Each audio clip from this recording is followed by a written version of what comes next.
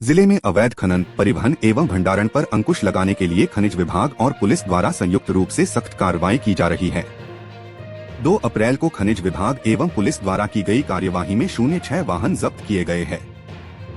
उप संचालक खनिज सुश्री फरहत जहां ने बताया कि 2 अप्रैल को तड़के सुबह 4 बजे खनिज निरीक्षक बसंत कुमार पाटिल, सुरेश कुलस्ते एवं बालाघाट पुलिस बल ने तहसील लांजी अंतर्गत ग्राम नंदोरा स्थित सर्रा नदी में आकस्मिक जांच अभियान चलाया।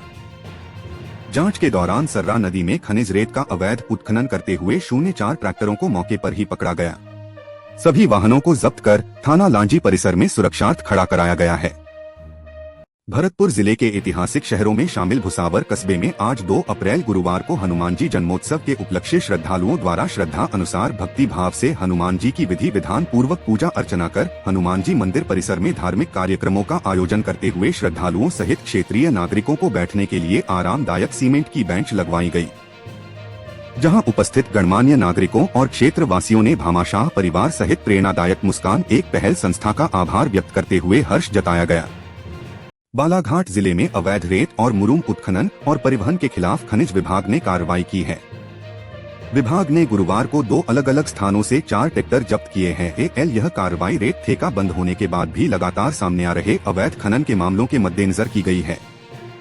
खनिज निरीक्षक बसंत कुमार पाटिल और सुरेश कुलस्ते ने पुलिस टीम की सहायता से इस अभियान को अंजाम दिया। टीम ने लांजी क्षेत्र के नंदोरा और ग्रामीण थाना अंतर्गत नवेगांव में दबिश दी। सिंगरौली जिले में महाराणा प्रताप जयंती को भव्य और ऐतिहासिक रूप से मनाने के लिए क्षत्रिय कुलावंत संगठन द्वारा गुरुवार को कोयलखूंट में एक महत्वपूर्ण बैठक आयोजित की गई। बैठक में समाज के बड़ी संख्या में लोगों ने भाग लिया और आयोजन की रूपरेखा पर विस्तृत चर्चा की गई। बैठक को संबोधित करते हुए संगठन के संस्थापक अंकित सिंह ने कहा कि महाराणा प्रताप स्वाभिमान, त्याग और राष्ट्रभक्ति के प्रतीक हैं। उनके आदर्श आज भी समाज को दिशा देते हैं। उन्होंने कहा कि जयंती आयोजन के माध्यम से समाज में एकता और जागरूकता का संदेश दिया जाएगा तथा सभी सदस्यों से जिम्मेदारी पूर्वक भूमिका निभाने की अपील की। जिले की वरगवा तहसील अंतर्गत चर्चित गडरिया व डगा भूमि विवाद मामले में एक और सनसनीखेज खुलासा सामने आ रहा है। बताया जाता है कि जिस जमीन का विवाद चल रहा है उस जमीन के रजिस्ट्री अभिलेख में दर्ज सरहदी सीमा व पटवारी सीमांकन रिपोर्ट की सरहदी सीमा में बहुत बड़ा फर्क है। यही नहीं, पटवारी द्वारा तैयार नजरी नक्शा भी एक दूसरे से विपरीत है। ऐसे में माना जा रहा है कि निश्चित रूप से भू कारोबारी ने योजनाबद्ध तरीके से शासकीय जमीन हड़पने की पूरी साजिश रची थी। दस्तावेज सामने आने के बाद एक और राजस्व विभाग ने गहन पड़ताल शुरू कर दी है। कस्बे के प्रसिद्ध प्राचीन जलेश्वर बालाजी का मेला धूमधाम से भरा। मेले में आस्था का सैलाब उमड़ पड़ा।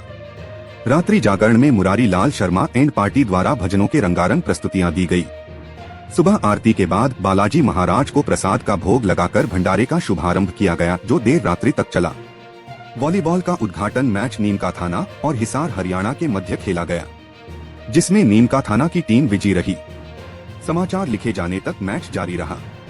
दोपहर 3:15 बजे मुख्य बाजार से बालाजी मंदिर तक विजय बैंड बाजे के साथ भव्य ध्वज यात्रा और झांकी निकाली गई, जो गांव के मुख्य मार्गों से होते हुए बालाजी मंदिर पहुंची। देश के रिटायर्ड IAS और IFS अधिकारियों तथा वन संरक्षणविदों ने असम के पर्यावरण, वन एवं जलवायु परिवर्तन विभाग के विशेष मुख्य सचिव MK यादव द्वारा 19 मार्च 2026 को जारी आदेश पर गंभीर आपत्ति जताई है।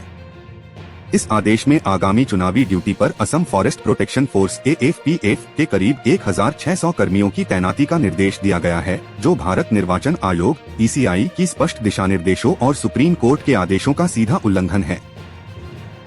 इन रिटायर्ड अधिकारियों का समूह, जिसे असम सरकार के मुख्य सचिव, मुख्य निर्वाचन अधिकारी और विशेष मुख्य सचिव द्वारा गठित किया गया था।